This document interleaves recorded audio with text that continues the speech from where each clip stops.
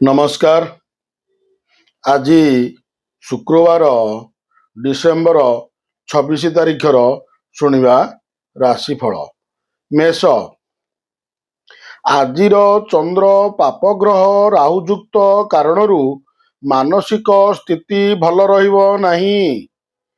ତଥାପି ସାମ୍ବାଦିକତା, ଏଜେନ୍ସି, ପରିବହନ, ବାଣିଜ୍ୟରେ ସଫଳତା ପାଇବେ। ପାରିବାରିକ ଜୀବନରେ ଉତ୍ଥାନ ପତନ ଲାଗି ରହିଲେ ମଧ୍ୟ କୌଣସି ଅସୁବିଧା ହେବ ନାହିଁ। ବନ୍ଧୁଙ୍କ ସହ ମତପାର୍ଥକ୍ୟ ଜନିତ ସମ୍ପର୍କ ହାନି ଘଟିପାରେ। ବୃଷ।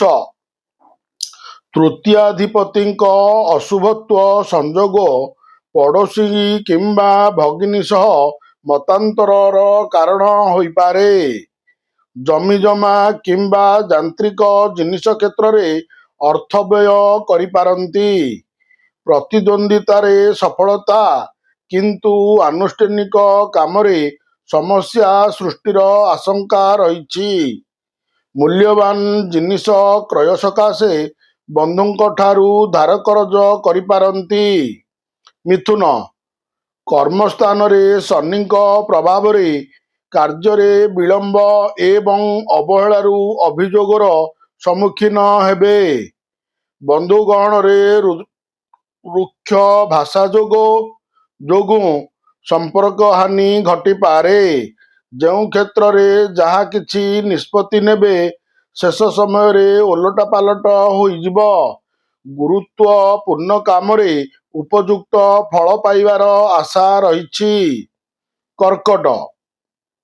ରାଶ୍ୟାଧିପତି ଅଷ୍ଟମସ୍ଥ ଯୋଗୁଁ ଶାରୀରିକ ଅସୁସ୍ଥତା ଜନିତ ମନ ଭଲ ରହିବ ନାହିଁ। କର୍ମକ୍ଷେତ୍ରରେ ସତର୍କରେ କାମ ନ କଲେ ଅନୁତାପ କରିପାରନ୍ତି। ପାରିବାରିକ ଜୀବନରେ ଶାନ୍ତି ଓ ସ୍ଥିରତା ଅବ୍ୟାହତ ରହିବ। ବନ୍ଧୁଗଣରେ ଅପ୍ରିୟ ସତକଥା କହି ବିରୋଧୀ ହୋଇପାରନ୍ତି। ସିଂହ। କୋଣ ଭାବସ୍ଥ ଗ୍ରହ ପ୍ରଭାବରୁ ପ୍ଲଟିଂ କାରବାରରେ ଉନ୍ନତି ସାଙ୍ଗକୁ ଅଗ୍ନି ସମ୍ବନ୍ଧିତ ଯନ୍ତ୍ରପାତି ବ୍ୟବସାୟରୁ ସୁଫଳ ପାଇବେ। ଅର୍ଥ ଲାଭର ଯୋଗ ରହିଛି। ପୂର୍ବ କଳ୍ପିତ ଯୋଜନାକୁ କାର୍ଯ୍ୟକାରୀ କରିବା ପାଇଁ ନୂତନ ପଦକ୍ଷେପ ଗ୍ରହଣ କରିବେ।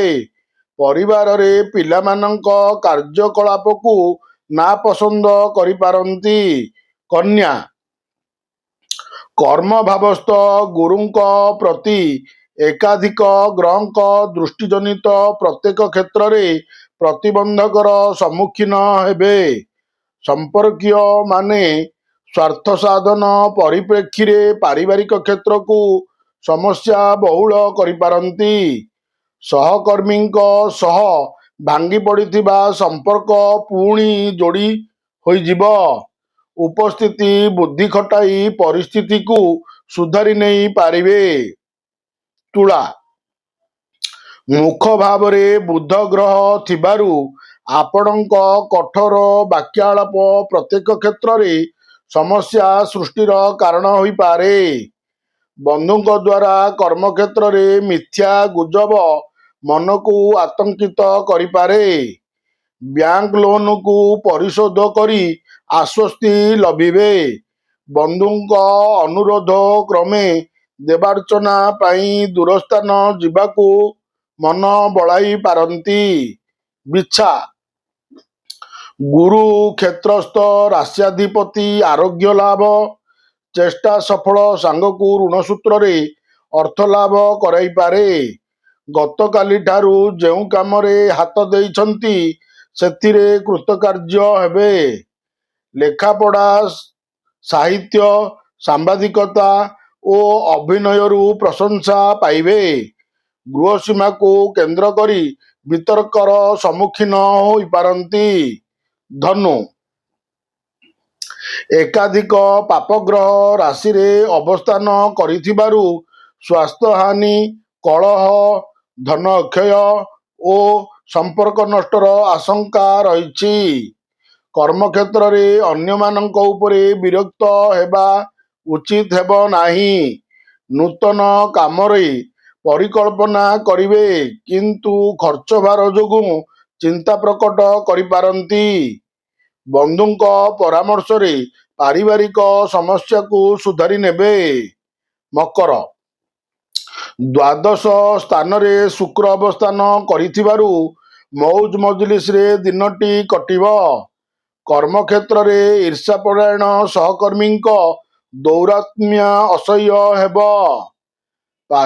ପରିବାରରେ ଛୋଟ କଥାଟିକୁ ଗୁରୁତ୍ୱ ନ ଦେବା କାରଣରୁ ଟେନସନ କମିଯିବ। ଆଲୋଚନା ପରିସରରେ ଜଣେ ବନ୍ଧୁଙ୍କ ଉପସ୍ଥିତିକୁ କେନ୍ଦ୍ର କରି ଝଗଡ଼ା ଲାଗିପାରେ। କୁମ୍ଭ, ରାହୁଙ୍କ କୁପ୍ରଭାବରୁ ପାରିବାରିକ ଶାନ୍ତି ଓ ସୁସ୍ଥତା ବ୍ୟାହତ ହୋଇପାରେ। ପିଲାଙ୍କ ଶିକ୍ଷା କ୍ଷେତ୍ରରେ ସମସ୍ୟା କିମ୍ବା ସ୍ୱାସ୍ଥ୍ୟହାନି କାରଣରୁ ଦୁଶ୍ଚିନ୍ତା ବୃଦ୍ଧି ପାଇପାରେ। ଜମିଜମା ସମସ୍ୟା, ବ୍ୟବସାୟ କିମ୍ବା ପରିବହନରେ ଝଗଡ଼ା ଜଟିଳ ହେବ। ଖଳ ଲୋକମାନଙ୍କ ଶତ୍ରୁତା ହେତୁ ନିଜ ପରିସରରେ ସମାଲୋଚିତ ହୋଇପାରନ୍ତି। ମୀନ, ବୃହସ୍ପତିଙ୍କ ଦୃଷ୍ଟି ପ୍ରଭାବରୁ କର୍ମକ୍ଷେତ୍ରରେ ସମ୍ମାନ ଲାଭ ଓ ପଦମର୍ଯ୍ୟାଦା ବୃଦ୍ଧି ପାଇବ। ପଡ଼ୋଶୀଙ୍କ ସହିତ ପିଲାମାନଙ୍କୁ କେନ୍ଦ୍ର କରି କଳହ ସୃଷ୍ଟି ହେବାର ଆଶଙ୍କା ରହିଛି। ନିଜ ସ୍ୱାର୍ଥକୁ ଆଖି ଆଗରେ ରଖି ହଠାତ୍ ବିରୋଧୀ ପକ୍ଷ ସକ୍ରିୟ ହୋଇ ଉଠିପାରନ୍ତି। ଗୃହ କାମରେ ବ୍ୟସ୍ତ ରହି କୌଣସି ଗୁରୁତ୍ୱପୂର୍ଣ୍ଣ କାମକୁ ପାସୋରି ଦେବାର ସୂଚନା ରହିଛି। ନମସ୍କାର, ଜୟ ଜଗନ୍ନାଥ।